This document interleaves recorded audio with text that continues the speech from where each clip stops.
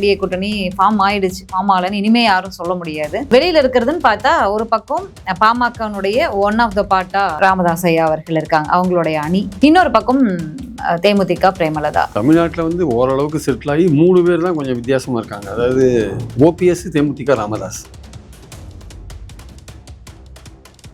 அதிமுகவில் ராஜ்யசபா கன்ஃபார்ம் பண்ண மாட்டேங்கிறாங்க. திமுகவில் ராஜ்யசபா கன்ஃபார்ம் டபுள் டிஜிட் கிடையாதுன்றாங்க. நேற்று கூட பிரேமலதா டபுள் டிஜிட்டில் வேணும்னு கேட்குறாங்க, 2 இலக்கத்தில் வேணும்னு கேட்குறாங்க. அதுக்கான சான்ஸ்லாம் ரொம்ப கம்மியாக இருக்குது. ஸோ தேமுதிகவோட கெட்ட பேர் என்னன்னு தெரியுமா? இதே மாதிரி இழுத்தடிச்சிட்டு கடைசி நேரத்தில் எங்கேயோ ஒரு இடத்துல சேருவாங்க. அது வந்து ஃபெயில் ஆகிடும் கடைசியில். தவேக்காவோட போகிறதுக்கான வாய்ப்பே இல்லை. அங்கே போனால் உரிய மரியாதை கிடைக்காதுன்னு நாங்கள் வளர்த்த பையன் அவங்க சொல்லிட்டு இருக்காங்களே. அதனால் அங்கே போய் அவங்க போய் நின்னாங்கன்னா ஒரு தடவை பார்க்கலாம், அவ்வளோதான். ஒரு தடவைக்கு மேலே யாரையும் பார்க்க முடியாது. ராமதாஸை பொறுத்த மட்டும் என்னன்னா, அவர் வந்து திமுக கதவை தட்டினார். திமுக மூடிட்டாங்க கதவை. 3 எலெக்ஷனா பாமக இல்லாததான் திமுக வின் பண்ணிட்டு இருக்காங்க. பாமக ஓட் பேங்க் பிளவுபட்டு இருக்குங்க. அந்த பிளவுபட்ட ஓட் பேங்கை வச்சு என்ன பண்றது? பாமகவுக்கு நெகட்டிவ் ஓட்டு. பாமகவை சேர்த்துனீங்கன்னா வன்னியர் அல்லாத ஒரு ஓட்டு போட மாட்டான், பட்டியல் நிறுத்தர் ஓட்டு போட மாட்டான், குறையும். அதெல்லாம் அமித்ஷா என்ன சொல்றாரு? எப்படியாவது பாமக ஓட் பேங்க் பிளவுபடக்கூடாது, பிளவுபடாத நமக்கு வந்து சேரணும். அவர் எப்படியாவது இங்கே சேருங்கன்றாங்க. அவரை சேர்த்தா நீங்க வந்து மாம்பழ சின்னத்தில் நிற்க வைக்க வேண்டியிருக்கும். மாம்பழ சின்னத்தில் நிற்க வைக்க வேண்டியிருக்குன்னா அன்புமணி வந்து பி ஃபார்ம்ல கைது போட்டா ராமதாஸ் ஓட்டு. தாவேக்காவுக்கு போன தினகரனை கூட்டின்னு வந்துட்டாரு. தாவேக்காவுக்கு போன மிந்தி அதிமுகவுக்கு போன அதிமுகவை கொண்டு வந்துட்டாரு. இப்போ ராமதாஸ் அங்கே போகணும்னு நினைச்சாலும் அதையும் கொண்டு வந்துடும். அமித்ஷா அவங்களுக்கு மத்திய அரசுல எல்லா விதமான அதிகாரமும் இருக்குங்க. நேயர்களுக்கு வணக்கம். நிகழ்ச்சியில் சிறப்பு விருந்தினராக மூத்த பத்திரிகையாளர், அரசியல் விமர்சகர் திரு பிரியன் சார் இணைந்திருக்கிறார். பேசலாம். வணக்கம் சார். கூட்டணி எல்லாம் உறுதியாகலன்னு சொல்லிட்டு இருந்தாரு. கடைசி நேரத்துல பஸ்ல பிடிச்சி கண்டக்டர் வந்து பஸ் ஃபுல்லாகணும்னு ஏறி ஏற்றிட்டு போவார். அந்த மாதிரி டிடிவி தினகரன் ஒரு பக்கம், அன்புமணி ராமதாஸ் அவர்கள் ஒரு பக்கம் எல்லாத்தையும் உள்ள ஏத்துறாங்க. அது போக அந்த சிறிய கட்சிகள் அவங்க எல்லாருமே மேடையில இருந்ததை நம்ம பார்த்தோம். அந்த மாதிரி என்டிஏ கூட்டணி ஃபார்ம் ஆயிடுச்சு, ஃபார்ம் ஆகலன்னு இனிமே யாரும் சொல்ல முடியாது. பிரேமலதா வெளியில இருக்கிறதுன்னு பார்த்தா ஒரு பக்கம் பாமகனுடைய ஒன் ஆஃப் த பார்ட்டா ராமதாஸ் ஐயா அவர்கள் இருக்காங்க, அவங்களுடைய அணி. இன்னொரு பக்கம் தேமுதிக பிரேமலதா. தினந்தோறும் செய்தியாளர்களை, அதாவது பிரேமலதா தினந்தோறும் செய்தியாளர்களை கூடிய விரைவில் சந்திச்சிடுறாங்க. முடியல வரையில ராமதாஸ் ஐயா வழக்கம் போல சந்திச்சுட்டு இருக்காரு. எந்த பக்கம் போவாங்க, என்னதான் நடக்க போகுது? இப்போ தமிழ்நாட்டில் வந்து ஓரளவுக்கு செட்டில் ஆகி 3 பேர் தான் கொஞ்சம் வித்தியாசமா இருக்காங்க. அதாவது ஓபிஎஸ், தேமுதிக, ராமதாஸ். 3 பேர் தான் செட்டில் ஆகும். மற்றபடி புதிய தமிழகம்னா வந்து ஒரு பெரிய போர்ஸில் வச்சுக்கோங்க. 3 பேரும் எங்கே செட்டில் ஆவாங்கன்றதான் இப்போ பேச்சா இருக்கு. ஆக்சுவலாக முதல்ல நம்ம ஓபிஎஸ் எடுத்துப்போம். ஓபிஎஸ் வந்து அங்கே போயிட்டு டெல்லியெலாம் போயிட்டு அமித்ஷா பார்த்துட்டு வந்து நான் என்டிஏல சேரேன்னு ஒத்துட்டு தான் வந்துட்டார். ஒத்துன்னு வந்து தான் இங்கே வந்து மாறிட்டார், திடீர்னு மாறிட்டார். அவங்க கட்சிக்காரங்கள்லாம் என்ன ஏன் மாறிட்டார்னா, அவர் கூட இருந்த எல்லாருமே திமுகவுக்கு போகணும்னு சொல்றாங்க. என்டிஏ துண்டு சீட்டு கேட்கிறாரு, துண்டு சீட்டு கொடுத்து எழுதிட்டாங்க. என்டிஏக்கு போக வேண்டாம் நாங்கள் சொல்றாங்க. என்டிஏல போனால் நம்ம சுயேட்சையா நிற்க வேண்டியிருக்கும், இல்லை தாமரை சின்னத்தில் நிற்க வேண்டியிருக்கும். அது நமக்கு சரியா வராது. நம்மளை ஏடிஎம்கேல சேர்த்துட்டு ஒருங்கிணைப்பாளர் போஸ்ட் கொடுக்கறதா இருந்தால் நம்ம அங்கே அந்த சைட் போகலாம், இல்லாட்டி நம்ம போக வேண்டான்றது அவங்க பாயிண்ட். இல்லாட்டி நம்ம திமுக அணிக்கு போகலாம் அப்படின்னு வைத்தியங்கள்லாம் ஸ்ட்ராங்காக சொல்லிட்டு, மனோஜ் பாண்டியெல்லாம் ஸ்ட்ராங்காக சொல்லிட்டு போய் சேர்ந்துட்டாங்க அங்கே போய். அதே மாதிரி வந்து இவர் என்ன பண்றாரு, இவருக்கு என்ன பண்றாருன்னு புரியல. அவருக்கு 2 பசங்க, ஒருத்தர் தாவேக்கால போகணுன்றார், ஒருத்தர் பாஜகவில் போகணுன்றார். இப்போ அதனால அவரோட ஆளுங்கள்லாம் திமுகவுக்கு போகணுன்றாங்க. அவரால் என்ன முடிவு எடுக்கிறதுன்னு தெரியல, குழப்பத்தில் இருக்கார்.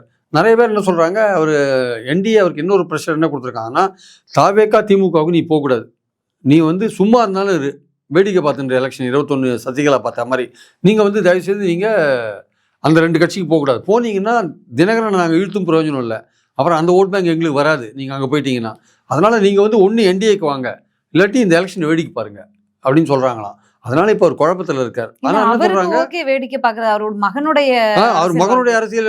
அவர் நினைக்கிறார் மகன்கள் தனியாக போய் எங்க வேணா சேர்ந்துக்கிட்டோன்ற லெவலுக்கு போயிட்டார் அவர். ஆக்சுவலா எப்படி கூட நாங்களெல்லாம் போய் சேர்ந்துக்கணும், மகன்களும் போய் எங்க வேணா சேர்ந்துக்கிட்டோம், நான் எந்த முடிவு எடுக்கலன்ற மாதிரி இருக்கார். அவர் ரொம்ப குழப்பத்தில் இருக்கார். இப்படி ஒரு அழுத்தம் அவர் கொடுத்தா என்ன பண்ணுவாங்க பாஜகலேருந்து?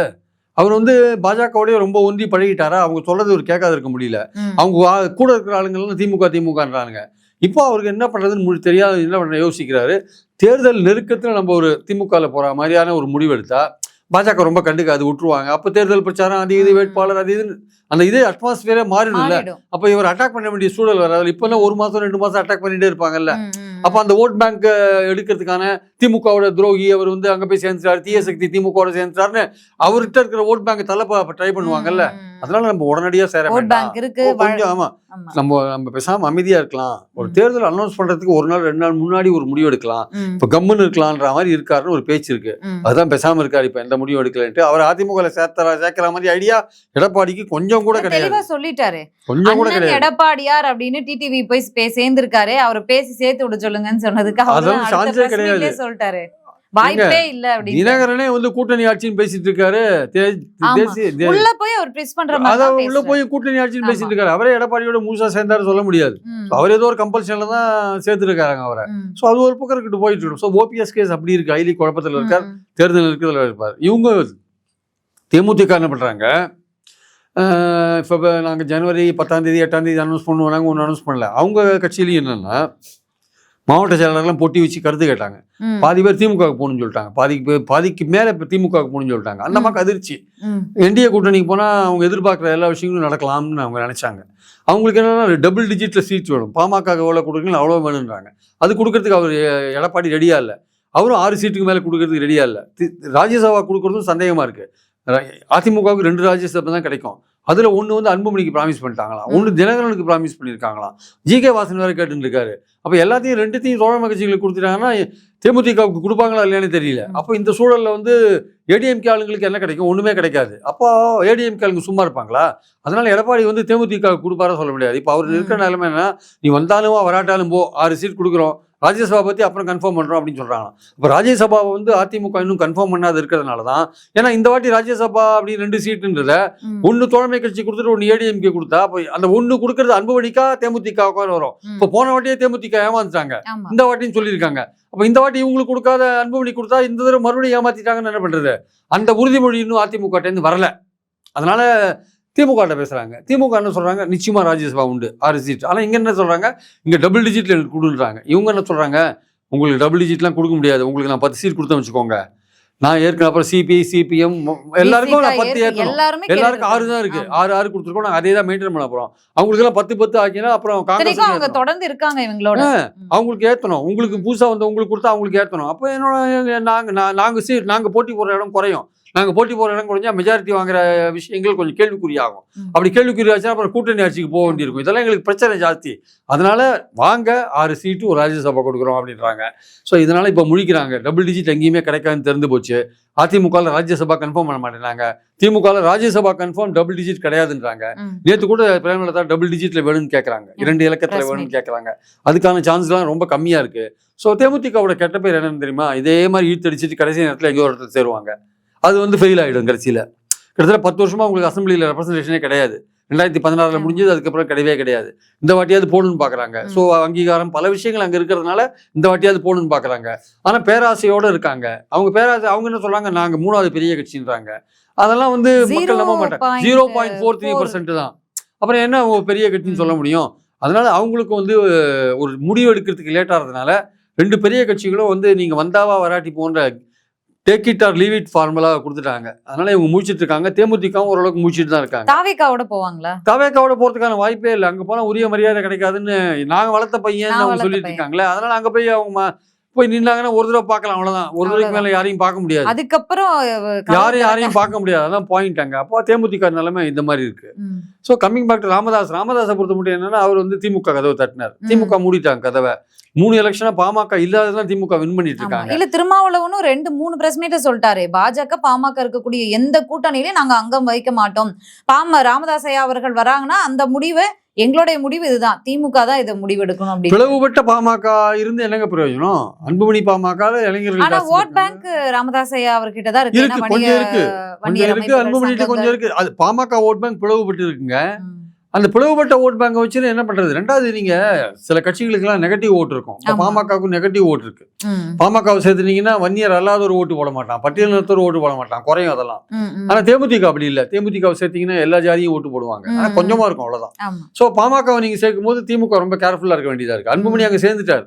அது வேற விஷயம். ஏன்னா 10.5 கொடுத்தாரு எடப்பாடி, அதனால சேர்ந்துட்டார். வன்னியர்கள் ஓட்டு மொத்தம் அவங்க போடுவாங்கன்னு நினைக்கிறார். இருந்தாலும் பாமக சேர்க்கிறதுக்கு 4 நாள் முன்னாடி வரைக்கும் என்னென்னவோ பேசினாங்க.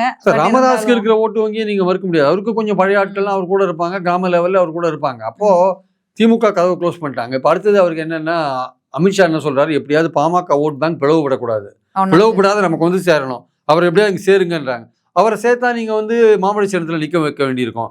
மாம்பழ சின்னத்துல நிக்க வைக்க வேண்டியிருக்குன்னா அன்புமணி வந்து பி ஃபார்ம்ல கைது போட்டா ராமதாஸ் ஒத்துக்க மாட்டார். தேர்தல் ஆணையம் 2 பேருக்குமே சின்னம் இல்லைன்னு ஏற்கனவே அறிவிச்சது. ஆனா மோடி அவர்கள் வந்து நிகழ்ச்சியில மாம்பழம் சின்னத்தை பயன்படுத்துறாங்க. ராமதாஸ் அவர்கள் கோபப்படுறாரு. கோர்ட் வரைக்கும் போயிருக்காரு. பிஜேபி பிரைம் மினிஸ்டர் கூட்டத்துல மாம்பழ சின்னத்தை பயன்படுத்துறேன்னா தேர்தல் கமிஷன் என்னங்க பண்ண முடியும்? ஒன்றும் பண்ண முடியாதுங்க. தேர்தல் கமிஷன் பாஜக சொல்றதுதான் தேர்தல் கமிஷன் கேட்கும். தேர்தல் கமிஷன்ல தனியா சுதந்திரமா செயல்படுது நீங்க நினைக்கிறீங்களா? சுதந்திரமா செயல்படுது நம்ம நினைச்சோம்னா தேர்தல் தலைமை அதிகாரி எஸ்ஐஆர் நடத்துற விதத்திலேயாட்டும், இந்த மாதிரி சின்னங்கள் கொடுக்குற விஷயங்களாட்டும், இங்க மட்டும் இல்ல பல கட்சிகள் பல பிளவுகளில் கொடுக்கறதே ஆகட்டும், பாஜக என்ன சொல்லுதோ அதுதான் அவங்க செய்வாங்க. அதுக்கு மேல எதுவும் செய்ய மாட்டாங்க. அதெல்லாம் நமக்கு சந்தேகமே வேண்டாம். பாரபட்சமான ஒரு உலகத்திலே இருக்கிற தேர்தல் கமிஷன் இந்திய தேர்தல் கமிஷன் தான்.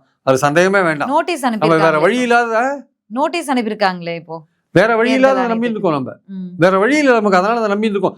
அதுக்கு மேல ஒரு சுப்ரீம் கோர்ட் இருக்குன்றதுனால நம்பிட்டு இருக்கோம். நம்ம வேற ஒன்றும் கிடையாது. பல விஷயங்களை கொண்டு போறதுனால ஏதோ ஒரு ஆறுதல் கிடைக்கும் நம்ம நம்பிட்டு இருக்கோம். இருந்தாலும் வந்து இவங்க ஒரு நாணயத்தின் 2 பக்கங்களாக பாஜகவும் தேர்தல் கமிஷன் இருக்கிறத நம்ம பாக்குறோம். அப்போ ராமதாஸ்க்கு வந்து நிச்சயமா கிடைக்காது. இன்னைக்கு கூட ஒரு கேஸ் போயிருக்காரு, நியாயம் கிடைக்கும், சிவில் சூட் போயிருக்காரு. சிவில் சூட்ல வந்து தேர்தல் கமிஷன் நோட்டீஸ் கொடுத்துருக்காங்க. தேர்தல் கமிஷன் ஒண்ணுமே பண்ணாது. நீங்க வேணா பாருங்க, தேர்தல் நெருக்கவரையும் இழுத்துட்டு போயிட்டு என்ன பண்ணுவாங்க, எங்களுக்கு வந்து பாமக பொதுக்குழுலேருந்து லெட்டர் வந்திருக்கு, அன்புமணி தான் தலைவர்ன்ட்டு, அதனால அவருக்கு தான் நாங்கள் கொடுப்போம்னு கொடுத்துட்டாங்கன்னா தேர்தல் ஆரம்பிச்ச பிறகு நீங்க எந்த கோர்ட்டுக்கு போனாலும் எடுக்க மாட்டாங்க கேஸை. ஏற்கனவே அனுப்பிட்டாங்க. ஆமா, நீங்க தேர்தல் ஆரம்பிச்ச பிறகு எந்த அவங்க தேர்தல் நெருக்க சமயத்தில் அனௌன்ஸ்மெண்ட்டுக்கு ஒரு நாள் முன்னாடி கொடுத்தா வச்சுக்கோங்களேன், நீங்க கோர்ட்டுக்கே போக முடியாது. கோர்ட்டுக்கு போறதுக்குள்ள அதெல்லாம் எடுக்க மாட்டாங்க. இனிமேல் நீங்க தேர்தல் கமிஷன் அப்ரோச் பண்ணுங்கன்னு சொல்லி விட்டுருவாங்க. அதனால ராமதாஸ் அவர்களுக்கு மாம்பழ சின்னம் கிடைக்கிறது ரொம்ப கஷ்டம். அது அன்புமணிக்கு தான் கிடைக்கும். ஏன்னா ஆனா அந்த லெட்டர் இருக்குல்ல பாமக இருந்து போட்ட, அது வந்து ஃபோர்ஜரின்னு ராமதாஸ் சொல்றாரு. அன்புமணி சொல்றாரு உண்மையான லெட்டர் அப்படின்னு அவர் சொல்றாரு. இதெல்லாம் கவனிக்க வேண்டியது யாருன்னு பாத்தீங்கன்னா கோர்ட்டா இல்ல தேர்தல் கமிஷனான ஒரு கன்ஃபியூஷன் போயிட்டு இருக்கு. தேர்தல் கமிஷன் கோர்ட்டு கையில தள்ளி விட்டான், கோர்ட் இப்போ தேர்தல் கமிஷன் நோட்டீஸ் கொடுத்துட்டான். இது காலம் கடத்துற வேலை இது. அப்போ கடைசியில ஒன்றும் நடக்க போறது இல்லை. மாவோட சின்னம் வந்து அன்புமணிக்கு போகும். அது ராமதாஸ் என்ன பண்ணுவார், வேற வழி இல்லாத அமித்ஷா பிரஷரில் கடைசியில் போய் என்டிஏல போய் சேர்ந்து அன்புமணி கைது போடுற ஃபார்மில் வேணால் மாம்பழத்தில் அவங்க ஆளுங்க நிற்கலாமே தவிர, அந்த அமித்ஷா தெளிவாக இருக்கார், பாமக ஓட் பேங்க் பிரிஞ்சு அவங்களுக்கு பெரிய நஷ்டம் வரும், அதனால எப்படியா சேர்த்துடணும் பார்க்குறாரு. ஆனால் ராமதாஸ்க்கு என்ன நினைக்கிறாரு, திமுக அணிக்கு போனால் பெட்டர்னு நினைக்கிறார். திமுக அணியில் அந்த இது விடுதலை சிறுத்தைகள் ரொம்ப தெளிவாக சொல்கிறாங்க. அதனால இவங்க 3 பேருமே ரொம்ப குழப்பத்தில் இருக்காங்க. ராமதாஸும் குழப்பத்தில் இருக்கார். அவருக்கு இது என்டிஏவா திமுகவான்னு முடிவு பண்ண முடியல. திமுக க்ளோஸ் ஆயிடுச்சு, என்டிஏக்கு போகிறதான்னு பெரிய கேள்விக்கு இருக்குது. தவேக்காக்கு போனால் மரியாதை கிடைக்காதுன்னு தெரியுது. அப்புறம் பிரேமலதா குழப்பத்தில் இருக்காங்க, அதுவும் திமுக அதிமுகன்னு குழப்பத்தில் இருக்காங்க. டபுள் டிஜிட் யாரும் கொடுக்கறதா இல்லை. அதிமுக வந்து ராஜ்யசபாவும் கொடுக்கறதா தெரியல. ஓபிஎஸும் குழப்பத்தில் இருக்கார், அவரும் திமுகவா என்டிஏவான்னு குழப்பத்தில் இருக்கார். அவர் கடைசி நேரத்தில் ஒரு முடிவு எடுத்துக்கலாம் பேசாமல் இருக்கார். இதுதான் அவங்க 3 பேரோட நிலைமை இன்னைக்கு. ஆக்சுவலா ராமதாஸ் ஐயா அவர்கள் வந்து ஒருவேளை இந்த மாதிரி கடைசி நேரத்துல அவருக்கு மறுக்கப்பட்டு அவருக்கு என்டிஏக்கு போகவும் விருப்பம் இல்லாம தனித்து தன்னுடைய ஆதரவாளர்களுக்காக தனியாவே போட்டிடுறாங்கன்னு வைங்க, புதிய ஒரு சின்னத்துல இல்ல சுயேட்சை போல இறக்கி விடுறாரு. என்னவோ அந்த வன்னியர்களுடைய ஓட்டு, வன்னிய சங்கங்கள், அவங்களுடைய ஆதரவாளர்கள் பெரும்பான்மையோர் ராமதாஸ் ஐயா அவர்களுக்கு தான் ஆதரவா இருக்காங்க. அன்புமணி அவர்களை விமர்சிக்கிறாங்க, எதிர்க்கிறாங்க, கலவரம் வரைக்குமே போயிடுச்சு, மாற்றி மாற்றி தாக்கிற வைக்கும். அப்போ ஒருவேளை தனித்து போட்டியிட்டா அந்த அன்புமணி ராமதாஸ் அவர்களுடைய அந்த கொடுத்துருக்கக்கூடிய 13 தொகுதிகளையும் என்ன ஆகும் அப்படிங்கிறது இல்லை. கண்டிப்பாக அங்கே ஒரு தனித்து போட்டிட்டாருன்னா அங்கே ஓட்டு பிரியுங்க. கீழ் லெவல் வரையும் வந்து ஓட்டு இருக்கு. அவங்க 2 பேரும் பிரிஞ்சிருக்காங்கல்ல. அன்புமணிக்கு கொஞ்சம் அதிகமான ஆதரவு இருக்கலாமே தவிர ஓட்டுகள் பிரியும். இப்போ இளைஞர்கள்லாம் எதிர்காலம் அன்புமணி இருந்துச்சு, அவர் பின்னாடி போவாங்க. பழைய ஆட்கள்லாம் ராமதாஸ் பின்னாடி. இவருடைய வயது ஒரு காரணம். இப்ப அதுக்குதான் மகள் இறக்கி விட்டுருக்காங்க. அதான் மகளை இறக்கி விட்டு அவங்க போய் பிரச்சாரம் பண்ணுவாங்க. அந்த ஓட்டு பிரியறதுக்கான வாய்ப்பு இருக்குல்ல. அதனால வந்து அன்புமணி தான் தோப்பாரு. அன்புமணி ராமதாஸ் பாமக ஓட் பேங்க் பிரிஞ்சு வச்சுக்கோங்களேன், அது திமுக அணிக்கு தானே லாபம். அதிமுக அணி தோக்கும். பாமக ஓட் பேங்கை நம்பி நிக்கிற பாமக ஆட்களும் தோப்பாங்க, அதிமுக ஆட்களும் தோப்பாங்க. ஸோ அது ஓட் பேங்க் பிரியும் போது. ஸோ அதனால அமித்ஷா ரொம்ப தெளிவா இருக்காரு, எப்படியாவது அவங்களை வந்து உள்ள என்டிஏ கொண்டாந்துன்னு தெளிவா இருக்காரு. அதுல ஒரு வித்தியான தாவேக்காக்கு போன தினகரனை கூட்டிட்டு வந்துட்டாரு. தாவேக்காக்கு போன மிந்தி அதிமுகவை கொண்டு வந்துட்டாரு. இப்போ ராமதாஸ் அங்க போகணும்னு நினைச்சாரு, அதையும் கொண்டு வந்துரு. அமித்ஷா அவங்களுக்கு மத்திய அரசுல எல்லா விதமான அதிகாரமும் இருக்குங்க. ஒரு ஹோம் மினிஸ்டர் நினைச்சா எந்த அதிகாரத்தையும் பயன்படுத்தலாம். ஏதோ ஒரு அதிகாரத்தை பயன்படுத்தி ஆளுங்களை பிடிச்சி இழுக்கிறாங்க. ஒண்ணுமே இல்லைன்னா இன்கம் டாக்ஸ் ரைடு கூட விடலாம்ல. அதனால எல்லாருக்குமே ஒரு மத்திய அரசுனாலே ஒரு இது இருக்கு. நீங்க அரசியல் ஒரு ரீதியா அறக்கட்டளை வேற நீங்க வச்சிருக்காங்க. அரசியல் ரீதியா எதிர்க்கிறதுன்னு போயிட்டீங்கன்னா, திமுக மாதிரியோ விடுதலை சிறுத்தைகள் மாதிரியோ சிபிஎம் மாதிரியோ காங்கிரஸ் மாதிரியோ அரசியல் ரீதியா எதிர்க்கிறதுன்னு போயிட்டீங்கன்னா, அவங்க ஏதாவது உங்களை வந்து ஹராஸ் பண்ணா நீங்க அரசியல் ரீதியா அவங்களை எதிர்க்க முடியும். இப்போ இந்த மாதிரி கட்சிகள்லாம் நீங்க எதிர்க்கிறது ரொம்ப கஷ்டமா போயிடும். இந்த மாதிரி கட்சிகள்லாம் பிரச்சனைகளை மாற்றிட்டு ரொம்ப தவிப்பாங்க. இப்போ தினகரனை வந்து எலெக்ஷன் கமிஷன் கேஸ்ல உள்ள போட்டாங்க, ரொம்ப கஷ்டப்பட்டார்ல. யார் வந்து காப்பாத்தினாங்க? யாரும் காப்பாத்தல. அவர் தினகரன் யோசிப்பார்ல, ஏதோ ஒரு பிரச்சனை வந்து நம்மளை யாரும் காப்பாத்துறதுக்கு இல்லை, எதுக்குற பிரச்சனை தேவையில்லாமன்னு நினைக்கிறாருல. ராமதாசும் அப்படிதான் நினைப்பாரு. தேமுதிகவுக்கு கவர்மெண்ட்ல அவங்க இருந்தது இல்லை, அதனால அவங்க மேல எதுவும் கேஸ் போடுறதுக்கான வாய்ப்பு இல்லை. பட் இன்கம் டேக்ஸ் போடலாம்ல, ஏதோ ஒரு வகையில் இன்கம் டேக்ஸ் போகனால ஏதோ ஒரு வகையில எல்லாரும் பயமுறுத்துறாங்கல்ல. அதனால வந்து இவங்க 3 பேருமே ரொம்ப கன்ஃபியூஷன்ல. இவங்க 3 பேருக்குமே அமித்ஷாவுடைய பிரஷர் இருக்கு. 3 பேருக்குமே, அதாவது தேமுதிகவையும் அதிமுக கூட்டணிக்கு வரணும். அதிமுக என்ன சொல்றாங்க, ராஜ்யசபா கொடுக்கறது கொஞ்சம் கன்ஃபார்ம் பண்ண முடியாது, கொஞ்சம் வெயிட் பண்ணி பாருங்கன்னு சொல்றாங்க. அதனால 3 பேருமே யோசனையில இருக்காங்க. எல்லார பத்தியும் பேசிட்டோம். சீமான் அவர்களுடைய ஓட் பேங்க் வந்து உயர்ந்து கடைசி தேர்தலில் அங்கீகாரம் பெற்றார். இந்த தேர்தலில் ஆனா நாம் தமிழருடைய வரலாறு எடுத்தா 1, 2 அப்படின்னு ஏறிதான் வந்து இந்த இடத்துக்கு வந்திருக்காங்க. அப்படி 1-2% ஏறி இருக்கு ஒரு தேர்தலுக்கு. இந்த தேர்தலில் என்ன ஆகும்? இல்லை, இந்த தேர்தலில் வந்து அவருக்கு ஓட் பேங்க் வந்து அந்த அளவுக்கு கிடைக்குமான்றது டவுட்டாக இருக்கு. முன்னு விஜய் ரசிகர்கள்லாம் அவருக்கு ஓட்டு போட்டிருந்தாங்க, அவரெல்லாம் திரும்பி வந்துருவாங்க அவங்களாம் அப்படின்னு சொல்றாங்க. இன்னொன்று வந்து அவங்க கட்சியிலேயே கூட சீமானுடைய ஆக்டிவிட்டி பிடிக்காம இந்த காலகட்டத்தில் நிறைய பேர் விஜய் கட்சிக்கு போயிருக்காங்க. இளைஞர்கள்லாம் ஒரு கொள்கை ரீதியா ஒரு கமிட்டடா இருக்கிற இளைஞர்கள் அங்க இருப்பாங்க. சீமான் வந்து தனித்துவமா இருக்காருன்னு கொள்கை ரீதியா இருந்தவங்கள ஒரு வாழ்வுரிமை கட்சிக்கும் சில மாவட்ட செயலர்களுமே விலகி போயிட்டாங்க ஆக்சுவலா. அதனால அங்க வந்து இதே மாதிரியே நீங்க ஒவ்வொரு எலெக்ஷனும் போட்டு ஒரு 1% 2% ஏற்றின போனே என்னைக்கு நீங்க வந்து பதவியில போறது, ஆட்சியை பிடிக்கிறது. நீங்க என்னதான் ஒரு கொள்கை ரீதியா இருந்தா கூடங்க அதிகாரத்துல போனாதானே உங்களுக்கு ஏதாவது பண்ண முடியும். நீங்க எவ்வளவு வருஷம் போயிட்டே இருப்பீங்க? 8%ல இருந்து 33% வரை நீங்க போறதுக்கு எத்தனை வருஷம் ஆகும் உங்களுக்கு? அதனால இந்த வாட்டி அவருக்கு குறையறதுக்கான வாய்ப்பு ஏன் இருக்குன்னா விஜய் இருக்கிறதுனாலதான் இருக்கு. அதனால அதுதான் இவங்க கருத்து கணிப்பு, இந்தியா டுடே இந்த கருத்து கணிப்பு வந்து சி ஓட்டர் கருத்து கணிப்பு, அதுல அவருக்கு 5% தான் வந்திருக்கு. 8%ல இருந்து 5% ஆயிடுச்சு அவரோட ஓட்டு. அதனால வந்து அவருக்கு குறையறதுக்கான வாய்ப்புகள் நிறைய இருக்கு. பட் அது காரணம் என்னன்னா வந்து விஜய் கட்சி ஆரம்பிச்சது ஒண்ணு, ரெண்டாவது அவர் கட்சியிலேருந்தே நிறைய பேர் விஜய் கட்சிக்கு போய் சேர்ந்தது ஒண்ணு, ரெண்டாவது வந்து இதே மாதிரி போயிட்டு இருந்தா எப்ப நம்ம அதிகாரத்தை பிடிக்கிறதுன்னு அவங்க கட்சியிலேயே பல பேர் ஃபீல் பண்றாங்க. தமிழ் தேசம் பேசக்கூடிய காரணத்தினாலதான் வந்து அவருக்கு ஓட்டு குறையறதுக்கான வாய்ப்புகள் இருக்கு. ஏன்னா 4 முனை போட்டியா இருக்கு. 4 முனை போட்டியில அதிமுக எதிர்போட்டு இந்த அதிமுகவுக்கும் சீமானுக்கு மட்டும்தான் போயிருந்தது. இப்போ வந்து நடுவில் விஜய் வேற வந்திருக்காரு. திமுக எதிர்போட்டிகள், அந்த திமுக எதிர்போட்டிகள் இப்போ விஜய் சீமானுக்கு போறதும் கொஞ்சம் குறையறதுக்கான வாய்ப்புகள் இருக்கு. அதனால மொத்தத்துல சீமானுக்கு இந்த வாட்டி ஓட்டு குறையுன்றதுக்கு தான் அதுக்கான வாய்ப்புகள் தான் அதிகமா இருக்கு. ஆக்சுவலா நிலவரத்துல ஒவ்வொரு நாளும் ஒவ்வொரு காட்சிகள் மாறிக்கொண்டு இருக்கிறது. என்ன நடக்குதுன்னு பார்ப்போம். மீண்டும் பேசலாம்.